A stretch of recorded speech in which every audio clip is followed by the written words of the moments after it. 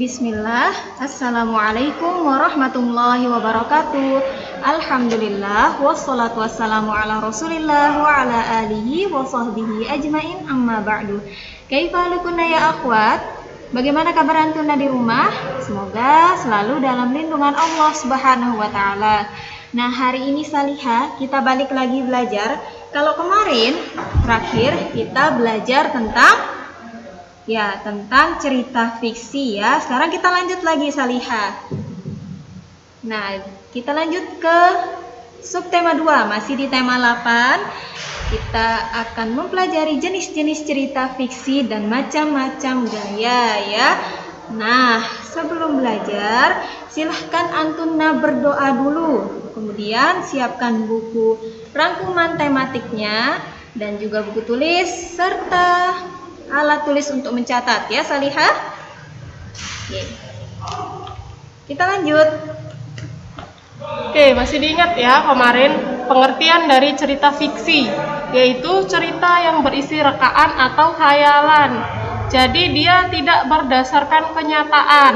Nah, ternyata cerita fiksi ini ada beragam jenisnya Salihah. Kita akan belajar itu sekarang. Yang pertama, ada cerita rakyat. Nah, cerita rakyat ini terdiri dari beberapa. Contohnya ada cerita jenaka, terus ada mite, terus yang ketiga ada fabel, yang keempat ada legenda, dan yang kelima ada saga atau panji. nah, di bukunya sudah ada penjelasannya ya. Jadi cerita jenaka ini adalah cerita yang membuat orang tertawa.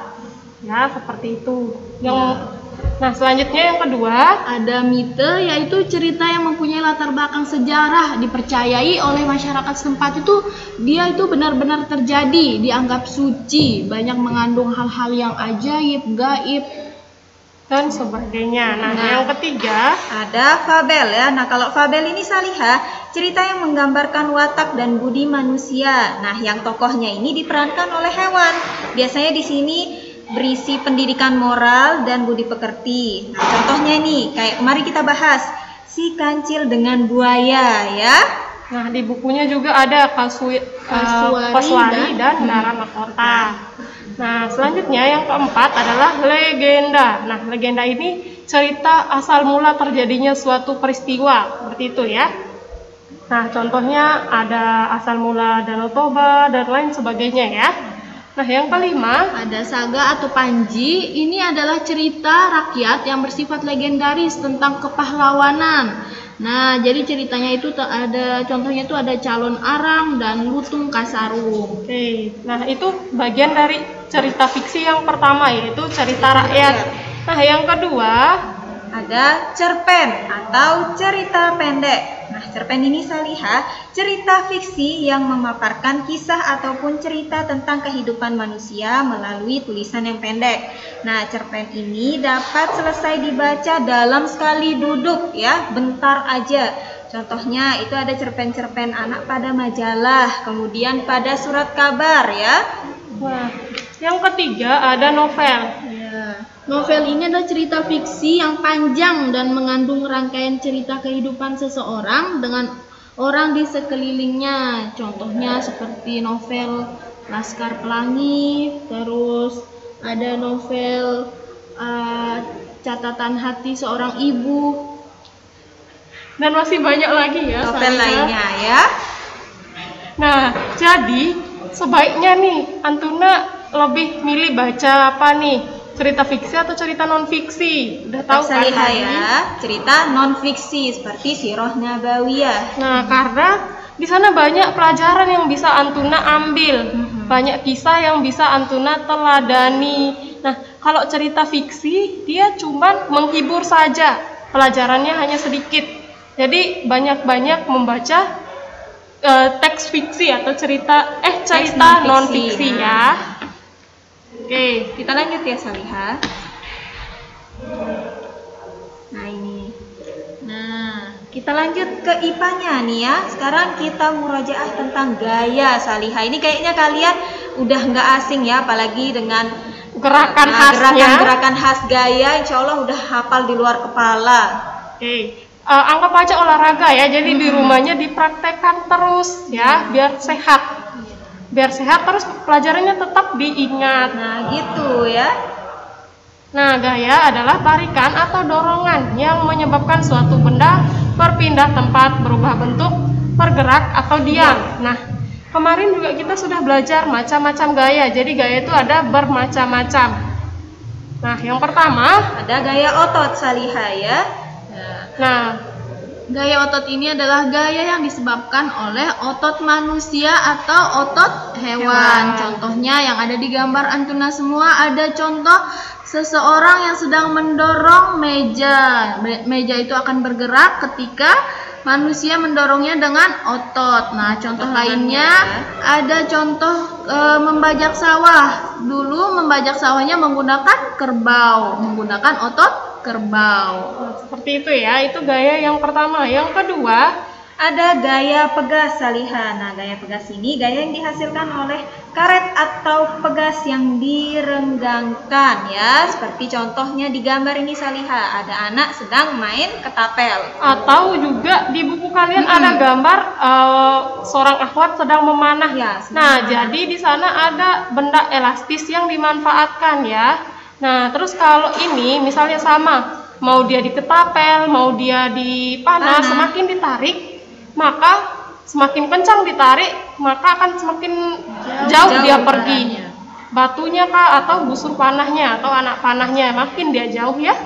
Oke, yang ketiga ada gaya gesek. Nah, kemarin diingat ya, gaya gesek itu gaya akibat pertemuan dua permukaan benda. Ya, nih contohnya di gambar ini, itu ada alas kaki dan juga lantai. Oke, kemarin sudah dibahas. Kalau semakin besar, kalau semakin kasar permukaannya, gaya geseknya kira-kira kemarin semakin apa ya? Diingat kembali. Semakin kecil atau semakin besar? Kalau lantainya kasar misalnya atau alas kakinya kasar, kira-kira dia akan semakin besar atau semakin kecil? Ya, jadi semakin besar. Oke, barakallahu fiik. Jadi kalau kasar, dia akan semakin besar gaya geseknya Salihah. Nah, kita lanjut ya. Yang keempat ada gaya gravitasi, gaya tarik yang dialami suatu benda terhadap pusat bumi. Seperti apa nih? Seperti yang digambar, ada buah apel yang jatuh dari pohon. Nah, dia pasti jatuh ke bawah ya, karena adanya gaya gravitasi yang menarik ke inti bumi Salihah ya, jadi ke bawah terus.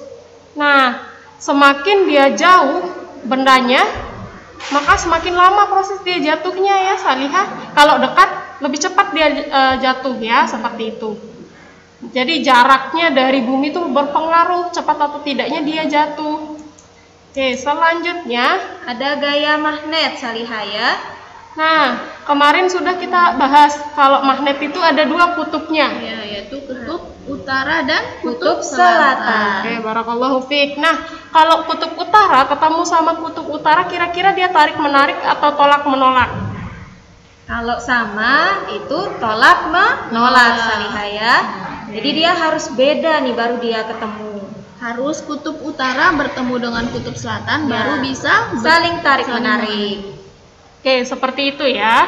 Nah, selanjutnya yang terakhir ada gaya listrik. Nah, kira-kira di gambar ini, kira-kira listriknya listrik dinamis atau listrik statis? Ya, masih ingat nggak listrik dinamis sama statis perbedaannya apa? Oke, masih diingat ya. Kalau yang dinamis itu yang mengalir alirannya, arusnya tetap mengalir. Ini berarti listrik apa nih yang hanya sementara? Statis ya, karena tidak mengalir atau sementara. Barakallahu fiik. Bisa dicoba ya di rumahnya.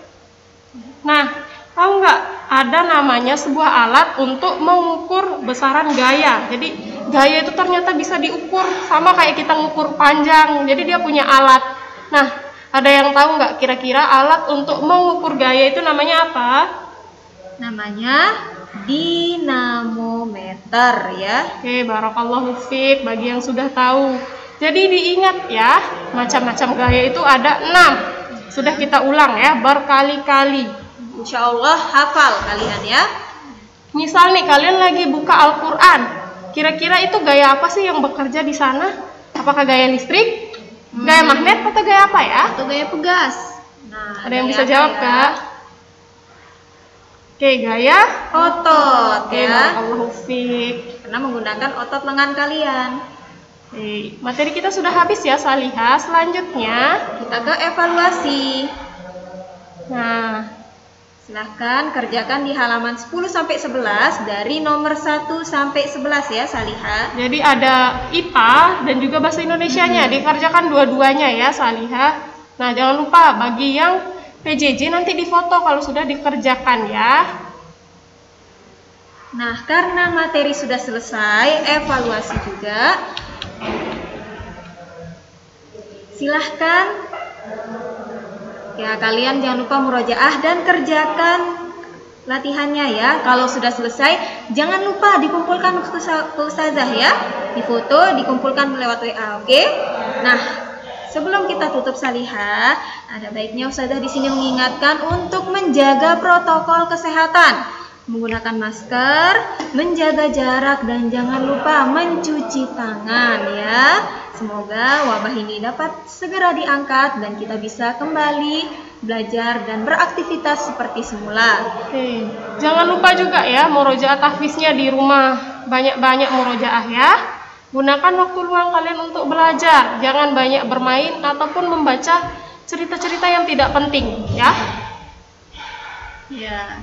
Jadi selalu Ustazah ingatkan, jangan lupa tugasnya ya Salihah. Boleh bermain tapi harus seimbang antara bermain, membantu orang tua, dan selalu ingat tugas sekolahnya, PR-nya, biar nanti tugasnya nggak numpuk. Jadi Salihah sekalian yang kewalahan untuk menyicilnya. Nah, jadi sekarang kita sudah berada di akhir pertemuan. Mari sama-sama kita membaca doa kafaratul majlis. Subhanakallahumma wa bihamdika asyhadu an la ilaha illa anta astaghfiruka wa atubu ilaik. Wassalamualaikum warahmatullahi wabarakatuh.